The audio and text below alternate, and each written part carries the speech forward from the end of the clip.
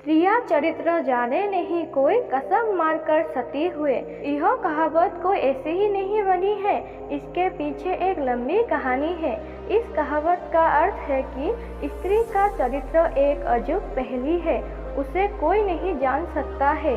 वो जलेबी की तरह जटिल है जो उल्टा होते हुए भी सती सावित्री दिखने का प्रयास करती है। वो अपने पति को मारकर सती होने का कहानी रच लेती है, पर ऐसा चरित्र समस्त स्त्रियों का हो यह जरूरी नहीं है।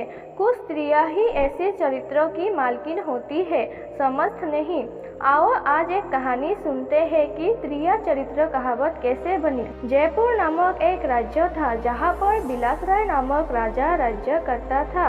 राजा का जैसा नाम वैसे ही उनके गुण थे, अर्थात वो एक बिलासी राजा था। उस राज्य में सुधर्मा नामक एक लड़का रहता था। उसकी पत्नी का नाम सुलक्षणा था। सुधर्मा सुबह सुबह लकड़ी काटने वन में चला जाया करता था और देर शाम तक वापस लौटता था। दिन भर घर में सुलक्षणा अकेली रहती थी और बोर होती थी।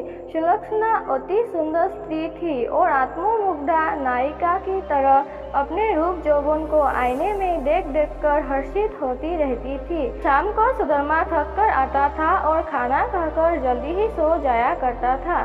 सुलक्षणा घर का काम निपटा कर और सज सवर कर जब तक बिस्तर पर आती थी तब तक सुधर्मा खरोटों की दुनिया में सैर करने चला जाता था। बेचारी सुलक्षणा मन महसूस कर बिस्तर पर तड़पती रह जाती थी। उसका अतृप्त यौवन खून के आंसू रोने लगता था। घर गृहस्थी का सारा सामान सुलक्षणा ही लाती थी। एक दिन सेठ कहीं गया हुआ था और उसकी दुकान पर उसका नौजवान पुत्र चिंतामणि बैठा था। वो सुंदर तथा बलिष्ठ था। सुलक्षणा उसकी जवानी पर फिदा हो गई। सेठ के बेटे चिंतामणि ने भी सुलक्षणा जैसी सुंदर स्त्री पहली बार देखी थी, इसलिए वो सुलक्षणा की ओर आकर्षित हो गया। दो जवान प्यासे दिल मिल गए तो अब बदन मिलाना भी आवश्यक हो गया था। चिंतामणि ने एक मिलन स्थल भी खोज लिया था। सुलक्षणा रोजाना सुधर्मा के सो जाने पर चिंतामणि से मिलने जाने लगी और वो सुबह होने से पहले वापस आ जाती थी। सुलक्षणा और चिंतामणि की रंग रलिया रोज चलने लगी। एक दिन सुधर्मा जंगल में लकड़ी काटने गया तो उसने देखा कि एक साधु बेहोश पड़ा है। सुधर्मा ने उस साधु पर ठंडे जल के कुछ छींटे मारे तो साधु ने आंखें खोल दी। सुधर्मा ने साधु को बिठाया और ठंडा जल पिलाया तो उसमें कुछ जान आई। थोड़ी देर बाद उसे खाना भी खिलाया तो उसके बदन में थोड़ी ताजगी आ गई और वो चहलकदमी करने लग गया। सुधर्मा ने उस साधु से आग्रह किया कि कुछ दिन वो उसके साथ उसके घर आने के लिए शिकार करे। सुधर्मा के आग्रह को साधु महाराज टाल नहीं सके और शाम को वे साधु महाराज सुधर्मा के साथ उसके घर आ गए।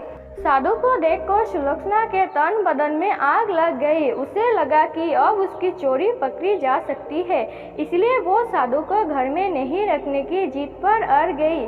सुधर्मा ने उसके सामने समर्पण करते हुए कह दिया कि साधु महाराज बस 1-2 दिन ही रहेंगे।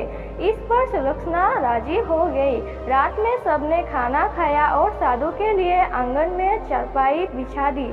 सुधर्मा खाना खाने के तुरंत बाद ही सो गया था, लेकिन सुलक्षणा की आंखों में नींद कहाँ थी। वहाँ तो चिंतामणि की सूरत बसी हुई थी। उसका मन उड़कर चिंतामणि के पास चला गया था, मगर बदन तो सुधर्मा के घर में ही पड़ा था।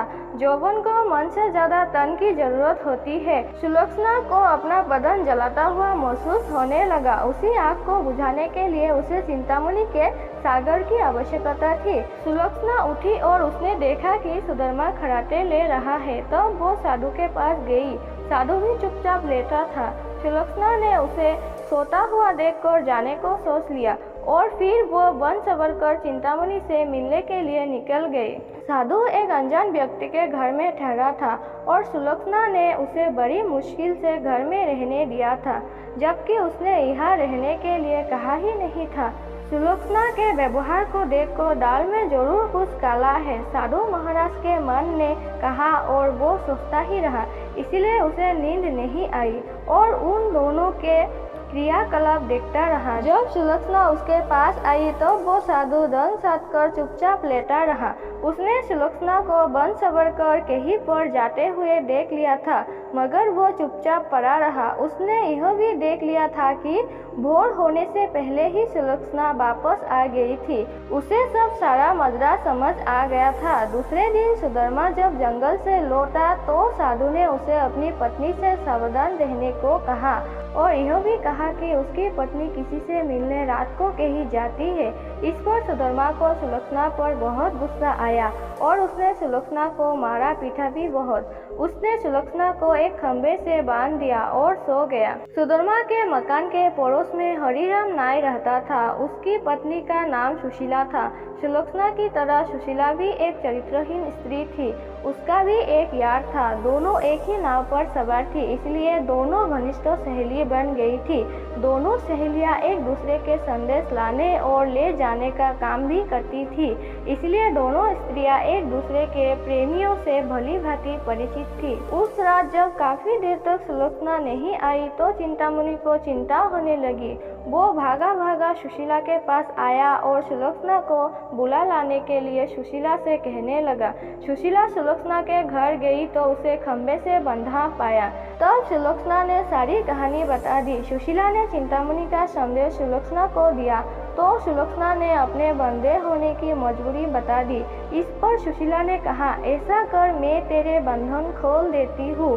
तू चिंतामणि से मिला, तब तक मैं यहाँ बंदी रहूंगी। उसके इस प्रस्ताव पर सुलक्षणा की बांसें खिल गई और वो अपनी जगह सुशीला को बांधकर चिंतामणि से मिलने चली गई। तो वो उसे खोल सकता है। सुधर्मा ने जोर से आवाज लगाई, कलंकिनी, अगर मुझे तू यह वचन दे दे कि तू उससे मिलने नहीं जाएगी तो मैं तेरी बंधन खोल दूंगा। लेकिन वहाँ पर तो सुलक्षणा नहीं, सुशीला बंधी हुई थी।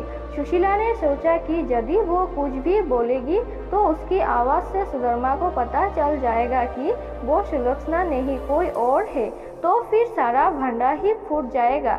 इसलिए वो कुछ नहीं बोली और चुप रही। उसके इस तरह चुप रहने पर सुधर्मा को गुस्सा आ गया और उसने गुस्से में आकर कुल्हाड़ी फेंक कर मारी तो कुल्हाड़ी सीधी सुशीला की नाक पर जाकर लगी और उसकी नाक कट गई। वो अंदर ही अंदर सारा दर्द सहन कर गई, मगर उसने एक भी शब्द नहीं निकलने दी। कुल्हाड़ी फेंककर मारने से सुधर्मा का गुस्सा थोड़ा ठंडा हो गया और वो सो गया।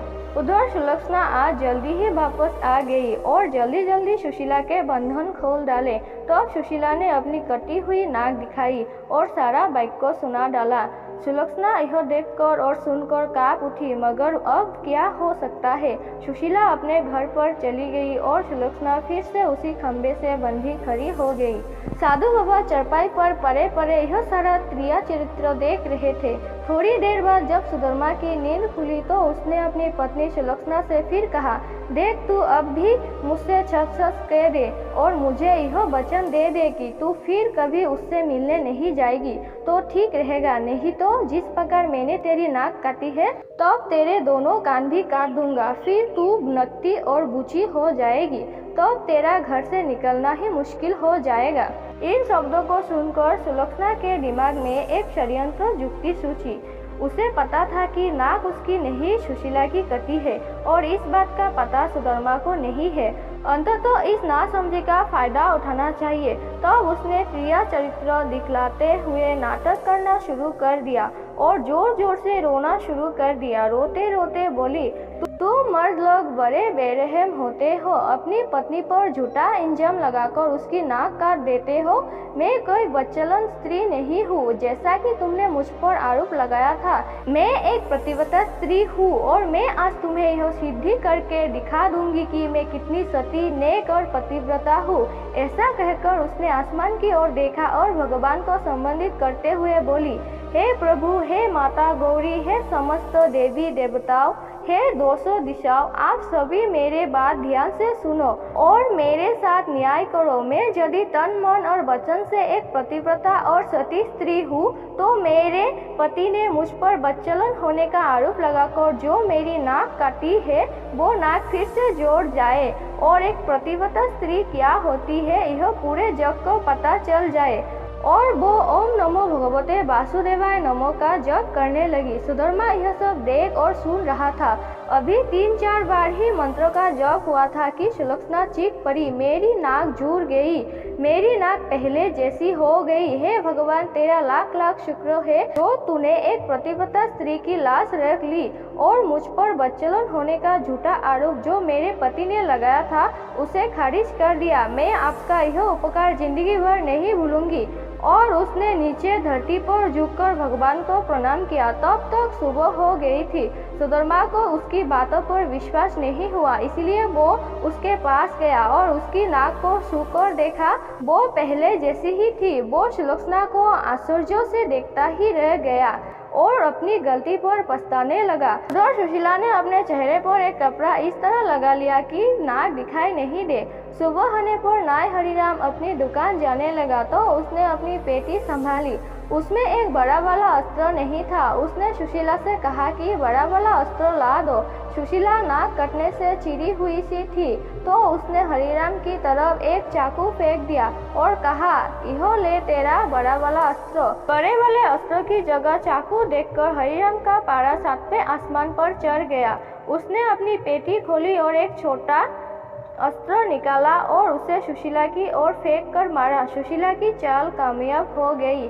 वो यही तो चाहती थी। उसने अस्त्र हाथ में पकड़ा और जोर जोर से चिल्लाने लगी, अरे मेरी नाक काट दी, हाय मेरे नाक काट दी। उसकी आवाज सुनकर पड़ोसी आ गए और वहाँ भीड़ लग गई। लोगों ने देखा कि सुशीला की नाक कटी हुई है और उसके साथ में एक छोटा अस्त्र है। सुशीला कह जा रही थी कि उसके पति ने उसे बच्चलन बताकर बेवजह ही उसकी नाक इस अस्त्र से काट दी है। लोगों ने सुशीला की बात सही मान ली और हरिराम नाय की खूब धुलाई कर दी। इतनी देर में राजा के सिपाही आ गए और हरिराम नाय को पकड़कर ले गए। राजा की अदालत में मुकदमा चला। सुशीला ने स्वयं को सती सावित्री पतिव्रता बताते हुए अपने पति पर आरोप लगाया कि उसने उसे बच्चलन बताकर उसकी नाक उस अस्त्र से काट ली थी। अस्त्र भी था और सुशीला की नाक भी कटी हुई थी। एक पत्नी अपने पति पर मिथ्या आरोप क्यों लगाएगी? अंततः राजा ने हरिराम नाय को दोषी मानते हुए उसे मृत्युदंड सुना दिया और इस मृत्युदंड की चर्चा पूरे राज्य में फैल गई। सुदामा के घर में ठहरे हुए साधु महाराज ने भी जब हरिराम नाय को मृत्युदंड की बात सुनी तब वो विचलित हो गया। उसे दोनों स्त्रियों के क्रिया चरित्र का संपूर्ण ज्ञान था, जिसकी चपेट में एक निर्दोष व्यक्ति हरिराम नाय आ रहा था और अपनी जान से हाथ धो रहा था। तो वो राजा के पास गया और संपूर्ण घटनाक्रम राजा को कह सुनाया। राजा ने सुदामा और सुलक्षणा को दरबार में बुलवाया और कड़क कर सारी बातें सच-सच बताने के लिए कहा। तब सुलक्षणा और सुशीला ने सारी बातें सच-सच बता दी और अपने सुहाग को भी बता दिया। अब मामला पूरी तरह से साफ हो चुका था।